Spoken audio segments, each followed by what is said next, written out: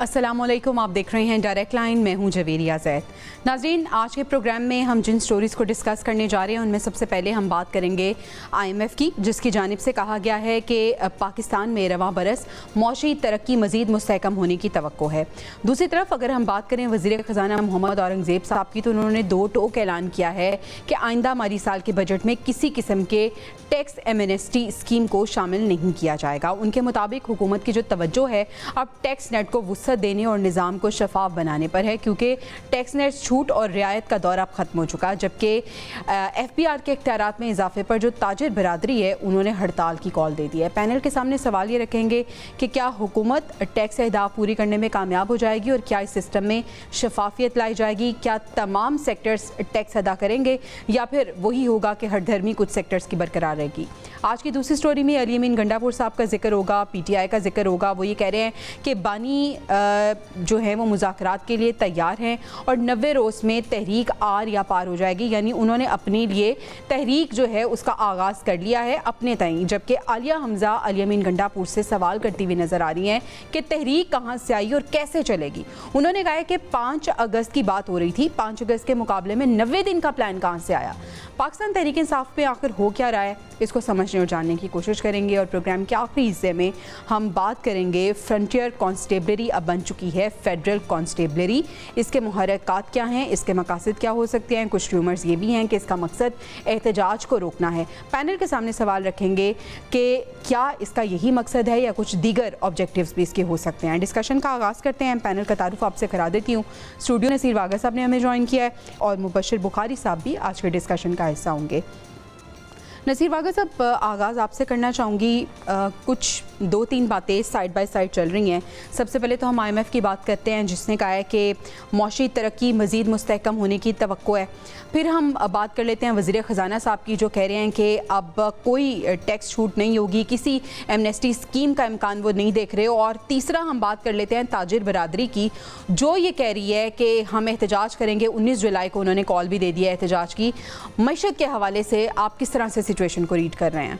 जहाँ तक बात है ना IMF की, ज़ाहिर है IMF को जो रिज़ल्ट्स चाहिए अपने लिए, पाकिस्तान के लिए नहीं, ना ही पाकिस्तान की आवाम के लिए, उनके वो नताइज इसलिए पूरे हो रहे हैं कि वो जितने पैसे देते हैं उससे ज़्यादा पैसे वो सूद की मद में वापस ले लेते हैं। और उनकी जो तमाम अक़सात हैं, जब वो उनको वो वापस मिल रही हों तो यकीनी तौर पर वो कहेंगे पाकिस्तान बहुत मुस्तहकम हो रहा है और यहाँ मुआशी तरक्की के इशारे जो हैं वो आसमान पे बातें कर रहे हैं। अब सूरत हाल तो आवाम के सामने है कि क्या है। वो जो IMF ने इतने अरबों खरबों डॉलर पाकिस्तान को देते हैं वो जाते कहाँ हैं, आवाम को तो आज तक इस बात का नहीं पता चला। तो इसका पता किसको है? IMF को और उन लोगों को जिनको वो इतनी भारी रकूम देते हैं। एक सवाल तो ये है कि जी IMF किस तरह कह रहा है कि पाकिस्तान का जो मुआशी ढांचा है वो बड़ा कामयाब और मजबूत होता जा रहा है। इसका जो मेयार होता है ना, किसी भी मुल्क की मुआशी तरक्की का मेयार मेरे नज़दीक वो है अवाम का मेयार ज़िंदगी। बिल्कुल। अगर तो लोगों का मेयार ज़िंदगी बेहतर हो रहा हो तो यकीनी तौर पर निज़ाम पॉजिटिव साइड पे जा रहा है। और अगर लोगों का निज़ाम ज़िंदगी पहले से भी नीचे जा रहा हो तो मुझे बताइए कौन से मुआशी तरक्की के इशारे और कौन सा IMF? अब जब हम बात करते हैं कि ताजर क्या कहते हैं और जी एमनेस्टी स्कीम नहीं मिलेगी, भाई एमनेस्टी स्कीम नहीं मांग रहे। बात ये है वो लोग ये मांग रहे हैं कि आप हकीकी टैक्स लगाएं जिन पे जितना टैक्स बनता है। अहम तरीन बात यह है कि कौमें हमेशा टैक्स तब देती हैं जब उनके ऊपर वो रकम लगाई जाए। जब मेरे ऊपर वो रकम लगेगी नहीं, मेरा अपना मेयार ज़िंदगी नहीं बनेगा, मुझे हॉस्पिटल में, मुझे थानों में, मुझे रेवेन्यू डिपार्टमेंट में, मुझे सड़कों पे, मुझे किसी भी जगह कोई सहूलत हासिल नहीं है, तो मुझे बताइए मैं क्यों टैक्स दूंगा? पहले तो आवाम को, ताजरों को इस बात पे तैयार किया जाए, भाई आपने ये टैक्स इस बात के लिए देना है। ज़हनी तौर पे कौम को तैयार करें। ये जो बेजोरे बाजू टैक्स लेने वाली बात है ना, ये दुनिया में कहीं भी नहीं। चलिए मुबशर साहब से यही सवाल करना चाहूँगी। मुबशर साहब, आवाम का मेयार ज़िंदगी बेहतर नहीं हो रहा, मेयार ज़िंदगी हम देख रहे हैं कि बद से बदतर होता जा रहा है। दूसरी तरफ हम मौशी आशारियों की बात करें तो वो हुकूमत भी कह रही है बेहतर हो रही है, IMF भी सेटिस्फाइड नज़र आ रही है। आपको लगता है कि जब तक आवाम का मेयार ज़िंदगी बेहतर नहीं ہوگا؟ معیشت کو ہم یہ نہیں کہہ سکتے کہ معیشت جو ہے وہ ترقی کی طرف گامزن ہے. یہ نصیرہ کا صاحب نے بات بالکل ٹھیک کی کہ عوام کا معیار زندگی ریفلیکشن ہوتا ہے آپ کی بہتر اور اسٹرانگ اکانومی کا. لیکن مجھے وہ ڈیفینیشن سمجھ نہیں آیا کہ ایک ملک جس کی اکانومی ڈپینڈنٹ ہو فورن لونز پہ، ایڈز پہ، اور کیسے آپ کہہ سکتے ہیں کہ اس کے جو ہے وہ بہتری آ رہی ہے. ہاں جو بہتری آ رہی ہے وہ یہ ہے کہ ہم جو ہیں لون پے کرنے کے قابل ہو گئے، شاید یہ مقصد ہے اس کا کہنے کا. دوسری بات یہ ہے کہ اگر معاشی اشاریہ یقیناً بہتر ہوئے ہیں، جیسے کہ آپ اسٹاک ایکسچینج کی بات کر رہے ہیں، ہمارے فورن ریزروز جو ہیں وہ انکریز ہوئے ہیں، ہماری جو ایکسپورٹس ہیں مور اور لیس اتنی ہیں، لیکن کچھ پوائنٹس چلی گئی اوپر چلی، وہ بھی مان لیجیے. لیکن میں کیا کروں گا ایسے اشاریوں کو جب آپ کا انجسٹس ہوگا پاور ٹیرف میں، مثلا وہ 200 یونٹ اور 201 یونٹ والا معاملہ آپ کے سامنے ہے. اس کے بعد پاکستان وہ جگہ ہے جہاں پہ انڈائریکٹ ٹیکسز کی بھرمار ہے، یعنی ایک ماچس کی ڈبیا سے لے کے ہر چیز پہ جی ایس ٹی اور پتہ نہیں کیا کیا پے کر رہی ہے عوام انڈائریکٹلی. اچھا اس میں وہ عوام شامل ہے جن بیچاروں کی اگر دیکھا جائے تو ٹیکسیبل انکم ہی نہیں ہے، لیکن وہ بھی انڈائریکٹ ٹیکسز دے رہے ہیں. تو جب اشاریے بہتر ہوتے ہیں تو ہمیں معیار زندگی بہتر نظر آتا ہے صرف ان لوگوں کا جن کے ہاتھ میں ارتکاز دولت ہے، جو اس میں میں کہوں گا ہماری رولنگ ایلیٹ شامل ہے، اس میں ہمارے ماشاءاللہ بیوروکریٹس کی زندگی بہتر ہوتی ہے، نئی گاڑیاں آ جاتی ہیں ڈپارٹمنٹس میں، ریکوزیشن بھیجی جاتی ہے کہ معاشی ادارے بہتر ہو گئے ہیں، ہمارے آفس کو، اور اس کے بعد پھر یہ اناؤنسمنٹ آ جاتی ہے کہ ملک معاشی ترقی کی طرف گامزن ہے. سلمان عابد صاحب نے بھی ہمیں جوائن کیا. Thank you so much for joining اس. سلمان صاحب، آئی ایم ایف کی جانب سے کہا جا رہا ہے کہ جو پاکستان ہے اس میں رواں برس معاشی ترقی مزید مستحکم ہونے کی توقع ہے. ملک کی جو معاشی ترقی ہے اس کو کس طرح سے آپ ڈیفائن کریں گے اور کس طرح سے آپ ریڈ کر رہے ہیں اس کو؟ دیکھیں، ایک ہوتی ہے مائکرو اکنامکس اور ایک ہوتی ہے میکرو اکنامکس. امید ہے یقینی طور پہ کچھ اعداد و شمار ہمارے جو ہے معیشت کے حوالے سے اوپر کی سطح پہ ٹھیک بھی ہوئے ہوں گے، لیکن عام آدمی کی زندگی میں ابھی جو مبشر صاحب بھی کہہ رہے تھے کہ اس کا کوئی بڑا لارجر امپیکٹ جو ہے وہ ہم نہیں دیکھ سکے ہیں. لوگوں کی جو اس وقت آمدنی اور اخراجات میں جو عدم توازن ہے اور معاشی انسیکیورٹی ہے وہ بہت بڑھتی جا رہی ہے.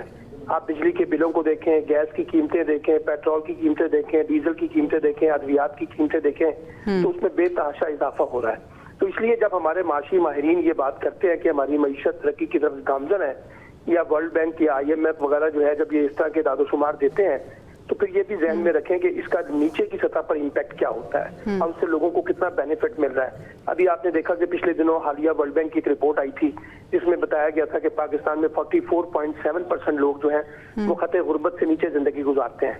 اور اسی طرح سے اسی رپورٹ میں بتایا گیا کہ پاکستان میں 36% لوگ جو ہیں وہ خوراک کی کمی کا شکار ہیں. تو اس طرح کے جب اعداد و شمار آتے ہیں، جب سوشل کانٹیکس میں جب چیزوں کو دیکھا جاتا ہے، انالائز کیا جاتا ہے، تو پھر ہماری معیشت کے معاملات کچھ اور نظر آتے ہیں. جب ہم اس کو ایک بزنس پوائنٹ آف ویو سے، ایک لارجر پوائنٹ آف ویو سے دیکھتے ہیں تو ہمیشہ اس کی شکل ایک اور نظر آتی ہے. تو یہ تضاد ہے پاکستان کی معیشت کے اندر. اور ابھی آپ دیکھیے نا کہ کتنا دعویٰ کیا گیا تھا کہ پاکستان میں بہت بڑی سرمایہ کاری آ رہی ہے، لیکن بہت بڑی سرمایہ کاری تو چھوڑیں، جن لوگوں کی پاکستان کے اندر پیسے ہیں، جو لوگ وہ پاکستان سے چھوڑ کے جا رہے ہیں. پاکستان میں اس وقت کچھ 14 لاکھ کے قریب افراد جو ہیں پچھلے 2 سال میں ملک چھوڑ کے چلے گئے. تو اس کی وجہ کیا ہے؟ وجہ یہ ہے کہ معاشی بدحالی ہے، معاشی انسیکیورٹی ہے. تو میں یہ سمجھتا ہوں کہ پاکستان میں جو معیشت کے تناظر میں بڑی ایگریسو قسم کی انفراسٹرکچرل ریفارمز ہونی چاہیے تھی، وہ نہیں ہوئی ہیں.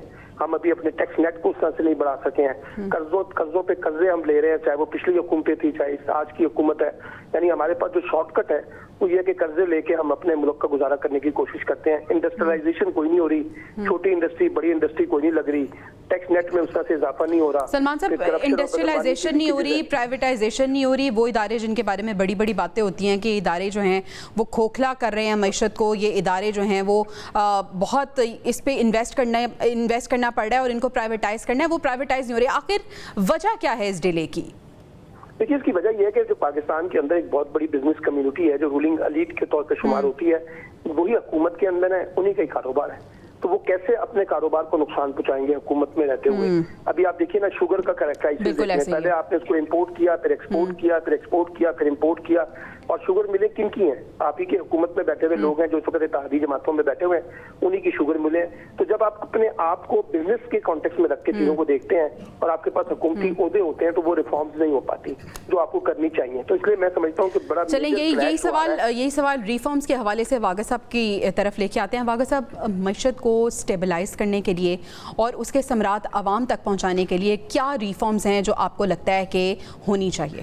سب سے پہلی بات تو یہ ہے, حکومت اپنے غیر ضروری اخراجات بالکل کم نہیں, ختم کر دے. یہ جو عللے تللے, یہ جو منسٹرز کی ایک بہت بڑی فوج, ظفر موج ہے, یہ صرف مرکز میں بھی اور تمام صوبوں میں بھی. پہلے تو ان کی تعداد جو ہے وہ 10 سے 15 منسٹرز کریں, اور باقی جو مشیر وغیرہ ادھر ادھر جن کو اکوموڈیٹ کیا گیا ہے, یہ حقیقت میں ایک قسم کی سیاسی رشوت ہوتی ہے نا. وہ دے کے ان کو ان کی گاڑی پہ جھنڈا لگوا دیا اور لمبا چوڑا وہاں خرچہ کر دیا. پہلے تو وہ سب سے پہلا کام کرنا چاہیے, وہ ختم کریں. اور یہاں سے جو ہونے والی بچت ہے نا, وہ عوام پہ براہ راست خرچ کی جائے. لوگوں کو آڈٹ کے ذریعے پورا حساب دیا جائے کہ ہم نے اس دفعہ وزیر اعظم ہاؤس پہ یہ خرچہ کیا ہے. آپ نے ابھی حال ہی میں خبریں سنی ہوں گی, سی ایم ہاؤس کے خرچے, پرائم منسٹر ہاؤس کے خرچے, ہم نے ڈسکس بھی کیا تھا, ایم این ایس کی تنخواہیں, ایم پی اے کی تنخواہیں, اچھا پھر آپ کی عدلیہ کی تنخواہیں, پھر آپ کے جو سپیکرز ہیں ان کی. تو آپ ان حالات میں پھر پوچھتے ہیں کہ ہمیں کیا کرنا چاہیے. اور بھائی ان کو سب پتہ ہے کرنے والوں کو کہ ہمیں کیا کرنا ہے, لیکن وہ کیوں کریں گے؟ وہ تو عام عوام کا کام ہے. ان کو کیا لگے اس سے, عام عوام سے فائدہ ادھر نہ چلا جائے. وہ کہتے ہیں بس ہمارا پیٹ بھر جائے, عوام جائے بھاڑ میں. بھئی اس طرح کام نہیں چلے گا. یہ کوئی طریقہ نہیں ہے جو یہ سارا کچھ کر رہے ہیں. یہ اگر کوئی یہ بندہ, آپ دیکھیں نا ابھی ہم آئی ایم ایف کی بات کر رہے تھے, وہ کیسے کہہ سکتا ہے کہ ہم, وہ یار وہ تو خود ہمیں پیسے ادھار دے رہا ہے. وہ کیسی عجیب بات ہے, ایک طرف آئی ایم ایف ہمیں پیسے ادھار دیتے ہیں اور دوسری طرف کہہ رہے ہیں پاکستان معاشی طور پر بڑا مضبوط ہوتا جا رہا ہے. یہ کون سا طریقہ ہے؟ ہم آپ سے ادھار لے رہے ہیں, ہم اور مزید مقروض ہو رہے ہیں, بجائے اس کے کہ آئی ایم ایف یہ کہے کہ یہ جتنے اربوں خربوں ڈالر آپ ہم سے ادھار لے رہے ہیں, پاکستان کا بیڑا غرق اور تباہی ہوتی جا رہی ہے معاشی طور پر, یہ کب واپس کرے گا؟ ہر پیدا ہونے والے بچے کے اوپر کتنا بڑا قرض چڑھ گیا, آپ بتائیں یہ کون اتارے گا؟ بالکل ایسے. مبشر صاحب, ایف بی آر کے اختیارات میں اضافہ ہو رہا ہے. تاجر برادری نے ایک بار پھر 19 جولائی سے ہڑتال کی کال دے دی ہے. ان کو کون سمجھائے گا؟ کیا ان کی ہڑتال ویلڈ ہوتی ہے اگر ہم ان کی پوائنٹ آف ویو کو دیکھیں اور دوسری طرف ہم حکومت کے پوائنٹ آف ویو کو دیکھیں؟ آپ کے خیال میں کس کا پوائنٹ آف ویو جو ہے وہ ویلڈ ہے؟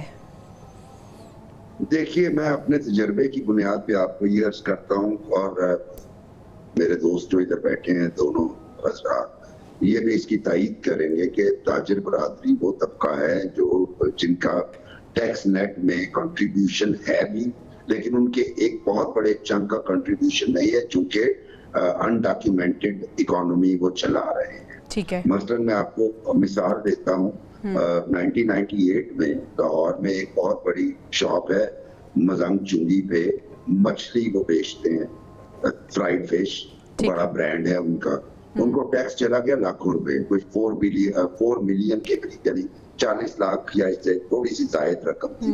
تو ان صاحب نے شور مچا دیا جا کے کہ دیکھیے جی میں تو جو ہے وہ بالکل 4 ماہ کا میرا کاروبار ہے, اس کے بعد دکان بند رہتی ہے اور یہ ہوتا ہے اور وہ ہوتا ہے, یہ انجسٹیفائڈ ٹیکس ہے.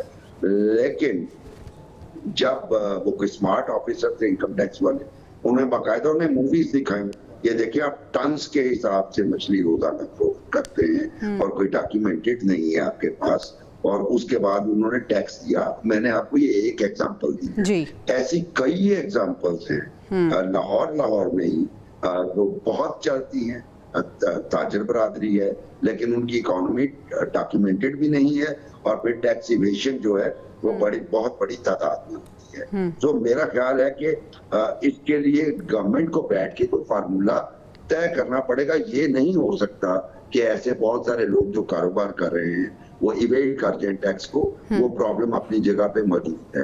اس لیے میں یہ سمجھتا ہوں کہ اگر گورنمنٹ بیٹھتی ہے نیگوسیشن ٹیبل پہ اور کوئی فارمولا بناتی ہے جس میں تمام تاجر اور کم از کم کوئی ایک سلیب بنا لیں, چیک کریں, اس سلیب کے تحت جو آئے ان سے ٹیکس جو بھی بنتا ہے وہ وصول کرے, تو معاملہ ٹھیک ہے. ایک ٹرانسپیرنسی ہونی چاہیے سسٹم میں اور ایکویلٹی ہونی چاہیے. سلمان صاحب, آپ کس طرح سے اس کو دیکھتے ہیں؟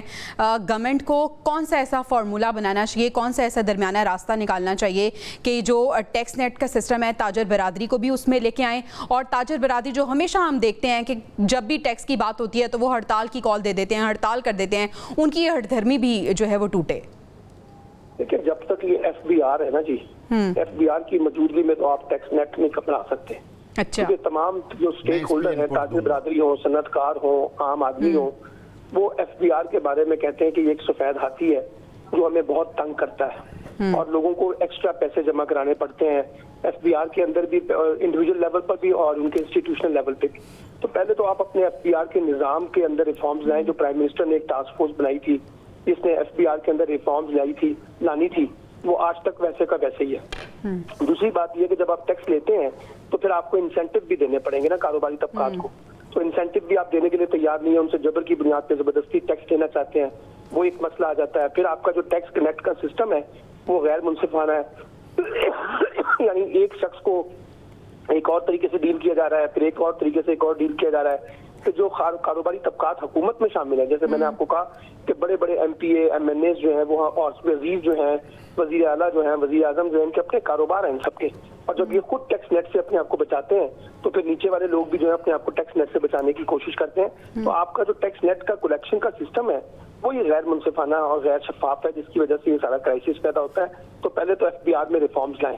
دوسرے نمبر پہ اگر آپ نے اکانومی کو ٹھیک کرنا ہے تو یہ جو عام آدمی سے آپ ان ڈائریکٹ ٹیکسز لے رہے ہیں جی, ان کو ریلیف بھی تو دینا, یعنی تعلیم کے نام پر, صحت کے نام پر, یہ سب چیزوں پہ تو لوگوں کو ٹیکس سے ریلیف نہیں مل رہا, بلکہ ہم تو ان سے جبری بنیادوں پہ ٹیکس لے رہے ہیں. سلمان عابد صاحب, آپ بالکل درست فرما رہے ہیں. باہر کے ممالک کی اگر ہم بات کریں تو لوگ ریلیجیسلی ٹیکس اس لیے ادا کرتے ہیں کہ اس کے بینیفٹس بھی ان کو مل رہے ہوتے ہیں. ہمیں بریک پہ جانا ہے, لیکن واقع صاحب کچھ ایڈ کرنا چاہ رہے ہیں. واقع صاحب پلیز ذرا. میں صرف اتنی بات ایڈ کرنا چاہتا ہوں کہ میں آپ کو پورے یقین سے کہتا ہوں کہ اگر پاکستان کے تمام تاجر FBR کو یہ کہہ دینا کہ آپ بتائیں آپ نے کتنا ٹیکس لینا ہے اور ہم آپ کو وہ ٹیکس جمع کرانے کو بالکل تیار ہیں, FBR والے کہیں گے نہیں, ہم نے لینا ڈنڈے کے زور پہ ہے. یہ وہی بات ہے جو شبر زیدی سابق چیئرمین FBR نے ساری دنیا کے سامنے آن دا ریکارڈ سکرین پہ کہی تھی کہ میں نے کہا تھا کہ یہ سفید ہاتھی, یہ جتنے افسران ہیں FBR کے, ان کو گھر بیٹھ کے تنخواہیں دے دیں اور جتنا آپ کو ٹیکس چاہیے وہ حکومت کو مل جائے گا. لیکن نہیں,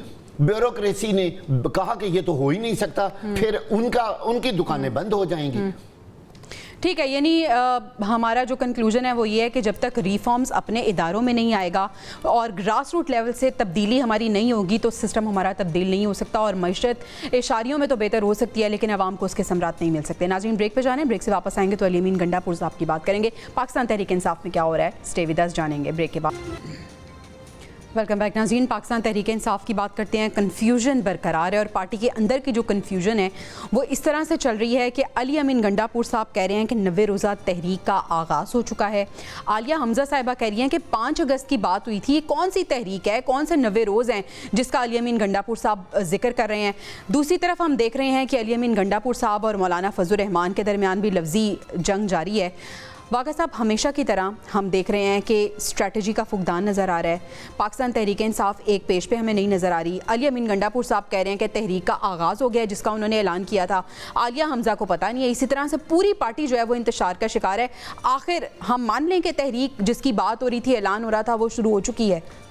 یہ 90 روزہ تحریک کا اعلان اور 90 روزہ تحریک میں نے تو زندگی میں پہلی دفعہ سنی ہے کہ اتنی طویل تحریک, یعنی اس کا رزلٹ کب نکلے گا, شروع کب ہوگی, ختم کب ہوگی, پیک پہ کب ہوگی, کیا جب 90 دن پورے ہو جائیں گے اور اس سے اگلے دن اس کے رزلٹ نکلیں گے. یہ کون سا طریقہ کار ہے احتجاج کرنے کا؟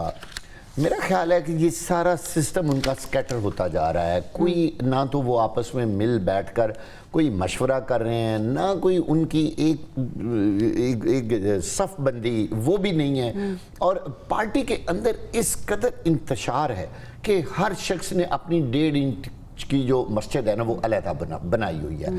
ابھی حال ہی میں کچھ دیکھیں آڈیو لیکس پھر ہوئی ہیں وقاص صاحب کی اور شیخ وقاص اکرم کی اور ایک ان کی جو خاتون ہے ان کی, اب پتہ نہیں یہ صحیح ہیں یا غلط ہیں, یہ تو بعد کی باتیں ہیں. لیکن اوورآل اگر دیکھا جائے تو پی ٹی آئی کا اس وقت جو مرکز ہے تو وہ عمران خان, جب سے وہ جیل میں اس کے باہر بہت برے حالات ہیں. کبھی گوہر صاحب اس کو ہیڈ کر رہے ہوتے ہیں, کبھی علی امین گنڈا صاحب جو ہیں وہ اس کی بیانات دے رہے ہوتے ہیں. کوئی سمجھ نہیں آتی کس کی بات ورکر مانے کس کی بات نہ مانے. کب تحریک شروع ہونی ہے, کیسے ہونی ہے, انتظامات کیا ہیں, کس جگہ سے شروع ہونی ہے, ابھی کسی کو کچھ نہیں پتا. اور علی امین گنڈا پر جو ہیں وہ کہہ رہے ہیں جی تحریک تو شروع ہو چکی ہے. یہ حیران کن بات ہے کہ وہ کہاں شروع ہو چکی ہے. مبشر صاحب, علی امین گنڈا پور صاحب ہفتے کی رات سے تحریک شروع کر چکے ہیں. وہ تحریک جس کا ہم دیکھ رہے تھے کہ بڑی بڑی باتیں ہو رہی تھی کہ یہ تحریک جو ہے وہ ہم شروع کریں گے 5 اگست کو پیک پہ جائے گی. عالیہ حمزہ کہہ رہی ہیں کہ 5 اگست کی بات ہوئی تھی, یہ 90 روزہ تحریک کی بات کہاں سے آ گئی. اور پھر علی امین گنڈا پور صاحب کی بات کریں تو وہ ہمیشہ کی طرح بڑے ریجڈ نظر آ رہے ہیں. وہ کہہ رہے ہیں آر یا پار ہوگا. دیکھیے اب ان کے ذہن میں جو تحریک کا ایک تصور ہے شاید اس کے مطابق وہ شروع کر چکے ہوں, لیکن تحریک چلانے کے لیے باقاعدہ ورکرز کو موٹیویٹ کرنا پڑتا ہے, ان کے دلوں کو گرمایا جاتا ہے, اور اس کے بعد ایک مقام کا تعین کیا جاتا ہے, ایک سکیجول دیا جاتا ہے. یہ ایک انوکھی تحریک ہے جس کا سکیجول ہی انہوں نے دیا اور بس یہ کہہ دیا کہ تحریک جو ہے وہ شروع ہو گئی. سوال یہ پیدا ہوتا ہے جویریہ نمبر 1 کہ کیا یہ تحریک کامیاب ہوگی, کیونکہ اس تحریک کا صرف ایک ہی مقصد ہے. قانون جب تحریک کا اناؤنسمنٹ کیا اس کے ساتھ دوسرا اناؤنسمنٹ انہوں نے یہ کیا کہ بانی P T I Imran Khan فیصلہ سازوں سے بات کے لیے تیار ہیں. تو بظاہر تحریک کا ایک ہی مقصد لگتا ہے کہ وہ فیصلہ سازوں کو کنونس کر لیں کہ ان کے ساتھ گفتگو کر لیں. اچھا, جو موجودہ کریکس ہیں پارٹی کے اندر وہ تو نظر آ گئے, یعنی پارٹی اس پوزیشن میں بھی نہیں ہے کہ وہ مجتمع اپنے آپ کو کر کے اپنے آپ کو ایک پارٹی کے طور پر پریزنٹ کرے. دیکھیے سب سے بڑا تو ویکنیس یہ ہو گئی کہ گوہر صاحب جو ہیں وہ چیئرمین ہیں, سلمان اکرم راجہ سیکرٹری جنرل ہیں.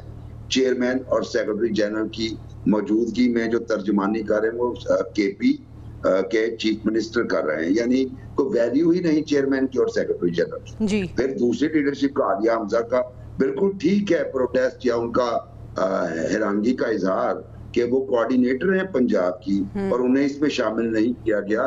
یہ اپنے طور پہ ایک داستان سناتا ہے. اور اگر پی ٹی آئی مثلاً یہ بجلی کے ٹیرف کو ہی بلز کے معاملات پہ ہی تحریک شروع کر لیتی اور ساتھ دوسری جماعتیں جیسے جے یو آئی ایف ہے یا جماعت اسلامی ہے انہیں ملا لیتی تو تحریک میں ایک زور بھی آ سکتا تھا اور اس میں کم از کم ایک عوامی مسئلے کی طرف نشاندہی کر کے وہ عوامی سپورٹ بھی حاصل کر سکتے تھے. بالکل ایسے. اور مبشر صاحب یہ پہلی دفعہ نہیں ہوا, ہم دیکھ رہے ہیں کہ گزشتہ کچھ ٹائم سے پاکستان تحریک انصاف میں اسی طرح سے اسٹریٹجی کا فقدان ہمیں نظر آتا ہے. سلمان عابد صاحب, کس قدر ڈیمیج کر رہا ہے یہ اسٹریٹجی کا فقدان اس تحریک کو؟ اور دوسرا, ایک تو علی امین گنڈا پور صاحب کہہ رہے ہیں کہ ہم نے تحریک شروع کر دی ہے جس کا باقی کچھ لوگوں کو پتہ ہی نہیں ہے, اور دوسرا یہ جو اسٹیبلشمنٹ سے بات کرنے والی بات ہے, ایک بار پھر وہ کہہ رہے ہیں کہ عمران خان صاحب تیار ہیں. اس کی بار آپ کی بار کیا وہ سیریس ہیں اور کیا اسٹیبلشمنٹ بات کرنے پہ آمادہ ہو جائے گی؟ دیکھیے مجھے تو معلوم نہیں ہے کہ اسٹیبلشمنٹ پی ٹی آئی کے ساتھ بات چیت کرے گی یا نہیں کرے گی, لیکن ایک بات تو طے ہے کہ جب بھی پی ٹی آئی اور اسٹیبلشمنٹ کے درمیان معاملہ طے ہوگا بات چیت انہی کے درمیان ہوگی. حکومت اس میں فریق نہیں ہوگی, حکومت کی کوئی حیثیت نہیں ہے اور نہ حکومت کے پاس یہ اختیارات ہیں کہ وہ پی ٹی آئی کو کچھ دے سکتی ہے. اس لیے ڈائلاگ تو وہیں ہونا ہے جہاں پر ہونا ہے. آپ کو یاد ہوگا کہ جس وقت عمران خان کی حکومت کے خلاف تحریک عدم اعتماد آ رہی تھی اس وقت بھی ڈائلاگ اپوزیشن جماعتوں کا جو آج کی حکومت ہے وہ جنرل باجوہ سے کر رہی تھی اور جنرل باجوہ ان سے کر رہے تھے. تو یہ تو ایک ریالٹی ہے. لیکن دوسری بات جو ابھی مبشر نے بھی کی ہے اور واقعہ صاحب نے بھی کی ہے وہ بالکل ٹھیک بات ہے کہ پی ٹی آئی کا انٹرنل کرائسس اتنا بڑھ گیا ہے کہ اس کی موجودگی میں اگر کوئی یہ زیوم کر رہا ہے کہ کوئی پی ٹی آئی بڑی تحریک چلا سکتی ہے، وہ مجھے اس کا کوئی امکان نظر نہیں آتا. اس کی وجہ یہ کہ تحریک دو حصوں میں بٹی ہوئی ہے. ایک پارٹی کا دھڑا ہے جو چاہتا ہے کہ اسٹیبلشمنٹ کے ساتھ مل ملا کر مفاہمت کر کے جوڑ توڑ کر کے کچھ لوگوں کی بنیاد پہ بات کو آگے بڑھایا جائے اور اسٹیبلشمنٹ کے خلاف کسی قسم کی مزاحمت نہ کی جائے. جبکہ دوسرا گروپ جس میں پانی پی ٹی آئی سر فہرست ہے وہ یہ چاہتے ہیں کہ مزاحمت ہوگی، اور انہوں نے ان لوگوں کا خط بھی مسترد کر دیا، شاہ محمود کا، محمود رشید کا، اعجاز چودھری کا، جنہوں نے کہا تھا کہ ہمیں حکومت سے بات چیت کا راستہ کھولنا چاہیے. تو پی ٹی آئی تو اس وقت عملی طور پہ دو حصوں میں تقسیم ہو گئی ہے. اس کا تنظیمی ڈھانچہ جو ہے وہ بہت کمزور پوزیشن پہ کھڑا ہے، اور معلوم نہیں ہوتا کہ علیمہ خان کی بات ماننی ہے، علی امین گنڈا پور کی بات ماننی ہے، بیرسٹر گور کی بات ماننی ہے، سلمان اکرم راجہ کی بات ماننی ہے. تو پی ٹی آئی تو اپنا نقصان خود کر رہی ہے اس تقسیم کی وجہ سے، اور اس تقسیم کی وجہ سے پی ٹی آئی جو ہے وہ ایک بڑی عوامی تحریک چلانے کی کم از کم مجھے پوزیشن میں نظر نہیں آ رہی. واقع صاحب، آپ کو نہیں لگتا کہ یہ وہ ٹائم آ چکا ہے کہ عمران خان صاحب کسی ایک پہ ٹرسٹ کریں، چاہے وہ ان کی بہن ہے، چاہے وہ ان کی بیگم ہے، یا پارٹی کے چیئرمین ہیں، یا اگر علی امین گنڈا پور صاحب ہیں تو اتھارٹی ان کے پاس ہو جانی چاہیے، وہ جو بات کریں سارے اس پہ عمل کریں؟ کیا آپ کو نہیں لگتا کہ ایسا کوئی بندہ نامنیٹ ان کی طرف سے ہو جانا چاہیے جب تک وہ جیل میں ہے؟ دیکھیں، حکومت اس طرح کی سچویشن پیدا ہونے ہی نہیں دینا چاہتی کہ کوئی مرکز بن جائے. نہ تو ان کے اکٹھے سب لوگوں کی ملاقات جیل میں ہو رہی ہے عمران خان کے ساتھ، اور نہ ہی حکومت جو ہے اس چیز کی اجازت دے رہی ہے. اور یہی جو گوں کی پرابلم ہے، اور باہر ورکر اپنی جگہ پر پریشان ہیں، لیڈرز بھی اپنی جگہ پر پریشان ہیں کہ ہم نے کیا کرنا ہے، کیونکہ حتمی فیصلہ عمران خان نے کرنا ہوتا ہے. اب عمران خان کس کو میسج دے رہا ہے یہ پتہ ہی نہیں چل رہا. ایک بندہ کہتا ہے جی مجھے یہ بات کی، دوسرا کہتا ہے مجھے یہ بات کی. علیمہ خان جاتی ہیں، یا تو کوئی ایسا سورس ہو، یا تو عمران خان کی کوئی ایسی ویڈیو باہر بنا دیں، ان کے حقیقی اے آئی والی ویڈیو نہیں کہ جی کون ہے میرا ترجمان جس کو میں صحیح ڈائریکشن اور لائن آف ایکشن دوں گا، اس کے بعد کوئی رزلٹ نکل سکتا ہے. اور وہ ہے نہیں. صرف یہی چیز جو ہے نا وہ اس وقت پی ٹی آئی کو تباہ کر رہی ہے، جو کہ موجودہ حکومت کا اصل مقصد ہے. وہ پورا حل ہو رہا ہے کہ عمران خان کے درمیان اور ورکرز کے درمیان بہت بڑا فاصلہ پیدا کیا جائے، اور وہ میسج ہی باہر نہ آنے دیا جائے. اور یہ توڑ پھوڑ جو ہے وہ اس وقت مکمل ہو چکی ہے، اور کسی کو پتہ ہی نہیں ہے کہ پی ٹی آئی کا اصل کس کے پاس باغ ڈور ہے، کون ہے فیصلہ کرنے والا. پریس کانفرنس کوئی کر رہا ہے. میں یہاں ایک بات کہنا چاہتا ہوں، علی امین گنڈا پور جو ہے وہ تو وزیر اعلیٰ ہیں، وہ تو سرکار کا حصہ ہیں، وہ تو حکومت پاکستان کا، یہ وہ پنجاب، وہ کوئی کے پی کے سی ایم تو ہیں، لیکن دیکھیں اوورآل تو وہ فیڈرل گورنمنٹ کے انڈر ہے نا پورے صوبے، تو وہ تو خود حکومت کا حصہ ہیں. اور اگر ہم علی امین گنڈا پور صاحب کی بات کریں تو مبشر صاحب، پارٹی کے اندر بھی بہت سی ریزرویشنز ہیں ان کو لے کر، اور ہم نے نومبر میں بھی دیکھا تھا کہ جب احتجاج کو لیڈ کرتے ہوئے نظر آئے علی امین گنڈا پور صاحب، بشرا بی بی تھی، تو ان کے آپس میں بھی ہمیں اختلافات نظر آئے. آپ کو کیا لگتا ہے کہ پاکستان تحریک انصاف کو اس وقت کیا اسٹریٹجی اپنانی چاہیے؟ رانا ثناء اللہ صاحب کہہ رہے ہیں ایک طرف یہ مذاکرات کی بات کرتے ہیں، دوسری طرف کوئی جھکاؤ نہیں رکھتے، دھمکیاں دے رہے ہیں. کیا رویہ پی ٹی آئی کا ہونا چاہیے؟ دیکھیے، میں تو ایک ڈیموکریٹک مائنڈ سیٹ کا بندہ ہوں، اور میں پاکستان کی ہر سیاسی جماعت جو جمہوریت کے لیے سوچتی ہے یا کبھی بھی اس نے جمہوریت کے لیے کچھ کیا ہو اس کو سپورٹ کرتا ہوں. اور میں آج بھی یہ سمجھتا ہوں کہ یہ جو ضد ہے نا ان کی کہ صرف فیصلہ سازوں سے بات کریں گے اور باقی کسی سے نہیں کریں گے. سلمان عابد میرے بھائی ہیں، ان کی بات ٹھیک ہے کہ حکومت کے پاس شاید وہ پاور نہیں ہے، حکومتی پارٹیز کے پاس وہ مسلز نہیں ہیں جس سے وہ کوئی فیصلہ کر پائیں. لیکن اگین میں یہ کہتا ہوں، اور میرا بڑا اسٹانچ بلیف ہے، اور اس کے حوالے سے میں آپ کو ڈھیر ساری مثالیں پاکستان کی سیاسی تاریخ سے دے سکتا ہوں کہ جب بھی پولیٹیکل پارٹیز نے دوسری پولیٹیکل پارٹیز کے ساتھ گفتگو کا راستہ اختیار کیا ہے، خواہ وہ کوئی بھی دور ہو. مثلا نواز شریف صاحب کی واپسی ایک مشکل ٹاسک تھا، لیکن چونکہ بے نظیر بھٹو شہید اور میاں نواز شریف کے درمیان مفاہمت ہو چکی تھی، بے نظیر نے واپس آ کے سب سے پہلا کام یہ کیا کہ میاں نواز شریف کی واپسی کی بات کی، جنرل مشرف کو پرسویڈ کیا یا ان کی واپسی کی راہ ہموار کی. اور اس کے علاوہ بڑی میں آپ کو ایگزامپل دے سکتا ہوں. تو آج بھی میں سمجھتا ہوں کہ پی ٹی آئی کو سیاسی ڈائیلاگ، اور جو بھی پارٹیز اس وقت طاقت میں ہیں، پیپلز پارٹی اور پی ایم ایل ہے، ان کے ساتھ گفتگو کا آغاز کرنا چاہیے, اسی سے کوئی دروازہ ان کے لیے کھلنے کا چانس ہے.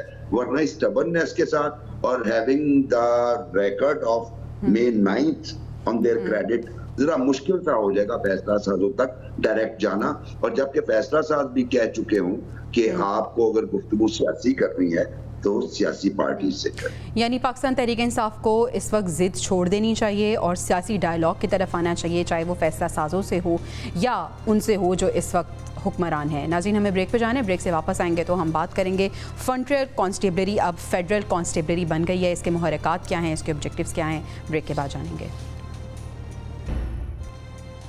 ویلکم بیک ناظرین. فرنٹیئر کانسٹیبلری اب فیڈرل کانسٹیبلری بن چکی ہے. کیا ڈفرینس آئے گا واگا صاحب, اور اس کے کیا محرکات ہو سکتے ہیں, اس کے آبجیکٹیو کیا ہو سکتے ہیں؟ ایک جانب یہ بھی ریومرز ہیں کہ جو احتجاج ہے یا یہ جو تحریک ہے اس کو روکنے کے لیے بھی یہ تبدیلی کی گئی ہے. یقینی طور پہ یہ بات درست ہے. دیکھیے, پہلے جو ایف سی تھی جس کو فرنٹیئر کانسٹیبلری عام زبان میں کہا جاتا تھا, اس کو ڈپیوٹ کرنے کے لیے, بلانے کے لیے ایک خاص نوٹیفیکیشن کیا جاتا تھا اور مخصوص ایریے میں ہی ان کی ڈیپوٹیشن ہوتی تھی اور ایک مخصوص حالات میں ہی ان سے کام لیا جاتا تھا. دراصل اب یہ جو نیا انہوں نے نوٹیفیکیشن کیا ہے اس کے مطابق وہ فیڈرل کے تابع ہو گئی ہے. اس کا باقاعدہ ایک ڈی جی کوئی لگے گا یا شاید کوئی آئی جی لگے گا, اس کا ایک پورا ایک آرگانوگرام بنے گا, کون کیا ہوگا, نئے عہدے بنیں گے, نئے اربوں خربوں روپے کے خرچے ہوں گے. آپ سمجھ لیں کہ ایک نئی قسم کی پولیس بنا دی گئی ہے. میں آسان لفظوں کے لیے کہہ رہا ہوں, جس کو کسی بھی وقت کسی بھی سلسلے میں استعمال کیا جا سکے گا. لیکن فرق یہ ہوگا کہ وہ پولیس چونکہ دوسرے کرائم کو روکتی ہے, اس کو ایمرجنسی کی صورت میں, پہلے بھی ویسے یہ ایمرجنسی کی صورت میں آتے تھے, لیکن اب ان کو بلانا, ان کو ڈپیوٹ کرنا, ان سے ریزلٹس لینا وہ براہ راست حکومت کے ہاتھ میں ہے اور ان کو جہاں بھی بھیجنا چاہیں گے وہ بھیج لیں گے. تھوڑا سا اس میں ان کی قوت میں اضافہ ہو گیا ہے. دوسرے لفظوں میں اب ان کو ویل اکوپڈ کیا جائے گا, ان کو ٹرینڈ کیا جائے گا, اس طرح کے ہنگامے ایمرجنسی کی صورتحال میں ان کو استعمال کیا جا سکتا ہے. آپ کچھ لوگوں کو یاد ہوگا بھٹو دور میں ایک FSF بنی تھی, فیڈرل سیکیورٹی فورس. بالکل یہ بالکل اسی طرز کی ہی ایک مرکزی حکومت کے ماتحت ایک نئی جو فورس ہے یہ بنی ہے. نام بدل کے اس کے اختیارات, اس کو ڈیپوٹیشن, اس کا جو ایک کمانڈ ہے اس کو بدل دیا گیا ہے. اور یقینی طور پر اس کا مقصد بڑے بڑے ہنگامے جو ہیں ان کو روکنا ہوگا. اچھا مبشر صاحب, پاکستان تحریک انصاف کے ممکنہ احتجاج یا تحریک سے بچنے کے لیے تو یہ نہیں بنایا گیا, تبدیلی ہوئی ہے؟ دیکھیے, اس تحریک سے نپٹنے کے لیے بھی ایف سی جو تھی, فارمر ایف سی, اس کو کال ماضی میں بھی کیا جاتا رہا ہے, آپ کے سامنے ہے, اس لیے میں نہیں سمجھتا. لیکن اس میں تھوڑا سا عرض کروں, پاکستان جو بنیادی طور پہ ایک سیکیورٹی سٹیٹ ہے اور اس میں شاید فیڈرل گورنمنٹ کو یہ گمان ہو رہا تھا کہ سیکیورٹی سٹیٹ جس کو ہم لیڈ کر رہے ہیں اس میں ہماری جو اگرچہ ساری فورسز ہمارے بہاف پہ ہی کام کرتی ہیں, لیکن ہمیں اپنی بھی ایک فورس جو ہے باقاعدہ فیڈرل گورنمنٹ کے نام بھی چاہیے تاکہ تھوڑا سا طاقت کا احساس رہے. سیکیورٹی سٹیٹ میں نے اس لیے کہا کہ آج آپ ہاسپٹلز میں چلے جائیں, آپ کو سیکیورٹی گارڈز جو ہیں وہ ہاسپٹلز ان کے رحم و کرم پہ نظر آئیں گے, دعا کین بھی, اور وہاں سے لے کے آپ مسلسل جائیں تو آپ کو نظر آئے گا کہ ہاں یہ ہم ایک سیکیورٹی سٹیٹ میں رہ رہے ہیں. تو اس میں ایک اور سیکیورٹی فورس کا اضافہ ہو گیا, یعنی اضافہ ان دا سینس کہ اس کو زیادہ بہتر طریقے سے اس کی فارمیشن کر دی گئی, اور آئندہ آنے والے دنوں میں دیکھیں گے آپ اس میں جو تبدیلیاں ہیں اسٹرکچر وہ بھی لائی جائے گی, نئی ریکروٹمنٹ بھی کی جائے گی, اور ان کی طاقت میں اور ان کے اختیارات میں اور ان کے آپریشنز میں بھی واضح تبدیلیاں آپ دیکھیں گی. تو بنیادی طور پہ وفاقی حکومت کے پاس ایک ریگولر فورس ہوگی جو تمام صوبوں میں یا وہ علاقے جو فیڈرل گورنمنٹ کے زیر اہتمام ہیں ان میں وہ لا اینڈ آرڈر سچویشن, ٹھیک ہے, لا اینڈ آرڈر سچویشن کو بہتر کرنے کے لیے اس کو اپ گریڈ کیا گیا ہے, یہ کہنا میرے خیال میں غلط نہیں ہوگا. واگا صاحب, یہ جو ہم اخراجات کی بات کر رہے تھے کہ اخراجات کو کم نہیں, زیرو کر دینا چاہیے, یہ تو ایک اور اضافہ ہو جائے گا. بڑا اچھا سوال ہے. میں ابھی یہ تھوڑی دیر پہلے یہ سوچ رہا تھا کہ آپ دیکھیں کہ صوبائی سطح پر بھی کئی ایسے نئے محکمے بنائے گئے ہیں, جیسے ابھی یہ جو گاڑیوں کا دھواں چیک کر رہے ہیں, तो इस तरह ये सारे महकमे पहले से मौजूद थे। यकीन जाने मैं कई नए रोज महकमे सुन रहा हूँ, ये फलानी अथॉरिटी बना दी गई है, ये बना दी गई है, ये बना दी गई है, और अरबों खरबों रुपया उन पे खर्च हो रहा है। उनकी नई गाड़ियां, नए दफ्तर, उनके दफ्तरों का लशपश आप देख लें के बाद, लेकिन रिजल्ट वही जीरो निकलेगा। आज मैं ऑन द रिकॉर्ड आपको कर मुझे बताएं ना, इनसे क्या आपको फर्क पड़ा है, कौन सी उसमें अपग्रेडेशन हुई है। इसी तरह अगर वफाकी हुकूमत कोई एक ऐसी फोर्स अपने हाथ में रखना चाहती है कि उसको कहीं भी इस्तेमाल किया जाए, तो ये सिर्फ अभी नहीं होगा, फिर ये हमेशा हमेशा के लिए हो गया है। आने वाली हुकूमत भी फिर फ्रंटियर कांस्टेबलरी को इसी तरह इस्तेमाल करेगी, और फिर इनको याद आएगा कि ये हमने क्या किया है। बहुत सारी हुकूमतों को अपने ही किए हुए फैसलों पर बाद में पछतावा होता है कि ये तो हमने गलत फैसला, और उन्हें बाद में ऐसा लगता है कि शायद अपने पांव पे हमने खुद कुल्हाड़ी मारी है, क्योंकि आगे आने वाली हुकूमतें भी उसका फायदा उठाएंगी जिस तरह से आपकी हुकूमत इससे मुस्तफीद होगी। नाज़रीन, हमें इजाज़त दीजिए, इंशाल्लाह आपसे कल मुलाकात होगी अल्लाह ने के बाद।